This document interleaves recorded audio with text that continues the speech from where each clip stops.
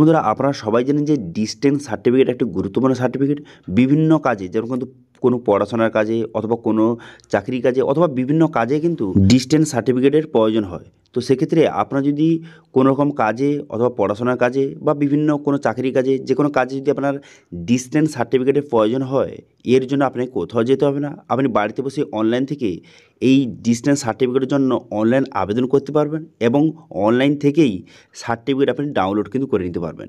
তো সেই জন্য আজকের ভিডিওতে আপনাদের দেখাবো যাদের ডিস্টেন্স সার্টিফিকেটের প্রয়োজন তারা কীভাবে অনলাইন থেকে ডিস্টেন্স সার্টিফিকেটের জন্য আবেদন করবেন, আবেদন করতে কী কী ডকুমেন্টস লাগবে, কীভাবে আপনি সার্টিফিকেট ডাউনলোড করবেন, কত দিনের মধ্যে সার্টিফিকেট পাবেন, সমস্ত স্টেপ বাই স্টেপ আপনাদের প্রসেসটা দেখিয়ে দেবো এবং অনলাইন আবেদন পদ্ধতি আপনাদের দেখিয়ে দেবো।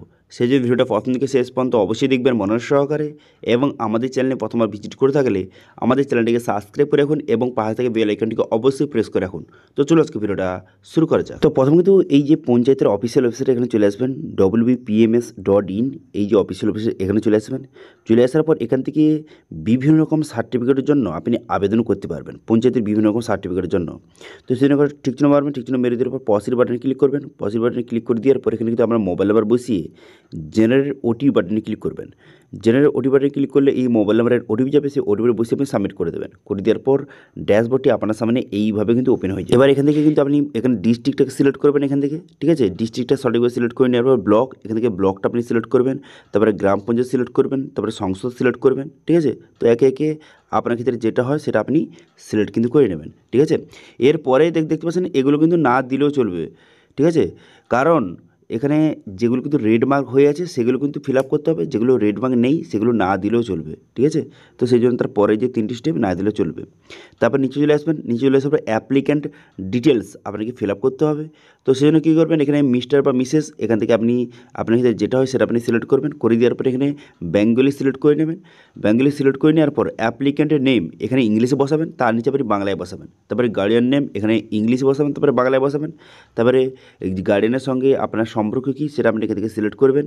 করে দেওয়ার পর তারপরে অ্যাড্রেস এটা প্রথমে ইংলিশে বসাবেন, তারপরে বাংলায় বসাবেন, তারপরে পোস্ট অফিস ইংলিশে বসাবেন, তারপরে বাংলায় কিন্তু বসিয়ে দেবেন, ঠিক আছে। সবগুলো ডিটেলস প্রথমে কিন্তু ইংলিশে এবং তার নিচে কিন্তু বাংলায় আপনি টাইপ করে নেবেন, ওকে। তো তারপরে village, pin, date of birth, police station, সমস্ত ডিটেলস একে একে আপনি বসিয়ে নেবেন।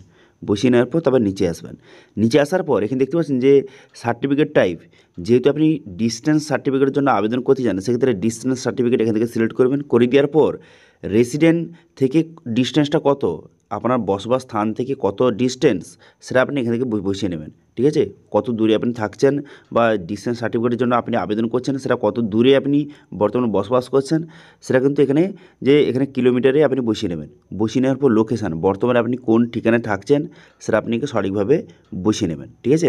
তো আপনার ক্ষেত্রে যেটা হয় সেটা আপনি এখানে সঠিকভাবে বসিয়ে নেবেন, এখানে ডিস্টেন্সটা এবং লোকেশানটা, ঠিক আছে। এখানে বসিয়ে নেওয়ার পর তারপর আপনি কী করবেন, তারপর এখানে আপনার মোবাইল নাম্বার কিন্তু এখানে দেওয়া রয়েছে, ঠিক আছে। এরপর আপনার যদি হোয়াটসঅ্যাপ নাম্বার এবং যদি আপনার ইমেল আইডি আপনার থাকে তো সেটা আপনি সঠিকভাবে এখানে বসিয়ে নেবেন, ঠিক আছে। বসিয়ে নেওয়ার পর এরপর এখানে দেখতে পাচ্ছেন যে ডকুমেন্টস 1, এখানে ডকুমেন্টস 1-এর জায়গায় একটি ডকুমেন্টস কিন্তু আপনাকে আপলোড করতে হবে। তো সেক্ষেত্রে আপনার কাছে কোন ডকুমেন্টস রয়েছে সেটা আপনি এখান থেকে সিলেক্ট করবেন, ঠিক আছে। ডকুমেন্টসটা সিলেক্ট করে নেবেন। ডকুমেন্টসটা সিলেক্ট করে নেওয়ার পর তারপরে সেই ডকুমেন্টসটা আপনাকে আপলোড কিন্তু করে দিতে হবে, ঠিক আছে। ডকুমেন্টস সিলেক্ট করে নেওয়ার পর সেই ডকুমেন্টসের নাম্বার বসিয়ে সেই ডকুমেন্টসটা পিডিএফ ফরম্যাটে 2 MB-এর মধ্যে আপলোড করে দেবেন। এবার কিন্তু ডকুমেন্টস 2 এর জায়গায় আপনার অন্য কি আর ডকুমেন্টস রয়েছে সেটা আপনি সিলেক্ট করবেন। উপরে যে ডকুমেন্টসটা সিলেক্ট করেছেন সেটা বাদে অন্য কি ডকুমেন্টস রয়েছে সেটা আপনি সিলেক্ট করে নেবেন, তার নাম্বার বসাবেন এবং সেই ডকুমেন্টসটা আপলোড করে দেবেন, ঠিক আছে। এরপর জিএস মেম্বার সার্টিফিকেট এই অপশানে ক্লিক করে জিএস মেম্বার সার্টিফিকেট এখান থেকে সিলেক্ট করবে। এবার এই সার্টিফিকেটটা কোথায় পাবেন, দেখুন আপনার যে সংসদ রয়েছে, সংসদ মেম্বার রয়েছে, ঠিক আছে, আপনার এলাকায় যে সংসদ মেম্বার রয়েছে তার কাছ থেকে গিয়ে এই সার্টিফিকেটটা নিয়ে আসতে হবে। একটি যে ফর্ম নিয়ে আসতে হবে সেই ফর্মে কিন্তু সে সিগনেচার করে আপনাকে প্রোভাইড করে দেবে, সেটা আপনাকে আপলোড করে দিতে হবে এখানে, ঠিক আছে। ফর্মটা আপলোড করে দেবেন। ফর্মটা সঠিকভাবে আপলোড হয়ে যাওয়ার পর তারপর এখানে দেখতে পাচ্ছেন যে অ্যাপ্লিক্যান্ট ফটো, এখানে অ্যাপ্লিক্যান্ট আপনার একই ফটো কিন্তু আপনাকে আপলোড করতে হবে। তো সেই জন্য এখানে যে আপলোড অ্যাপ্লিক্যান্ট ফটোর জায়গায় আপনার ফটো এখানে সঠিকভাবে আপলোড করে দেবেন, ঠিক আছে। 100 KB-এর মধ্যে আপনার ফটোটা আপলোড করে দেওয়ার পর এখানে সাবমিট বাটনে ক্লিক করে দেবেন, ঠিক আছে। তো সমস্ত ডিটেলস সঠিকভাবে ফিল আপ হয়ে যাওয়ার পর সাবমিট বাটনে ক্লিক করবেন। সাবমিট বাটনে ক্লিক করে দেওয়ার পর আপনার অ্যাপ্লিকেশানটা সাকসেসফুলি সাবমিট হয়ে যাবে এবং একটি রেফারেন্স আইডি নম্বর প্রোভাইড করবে।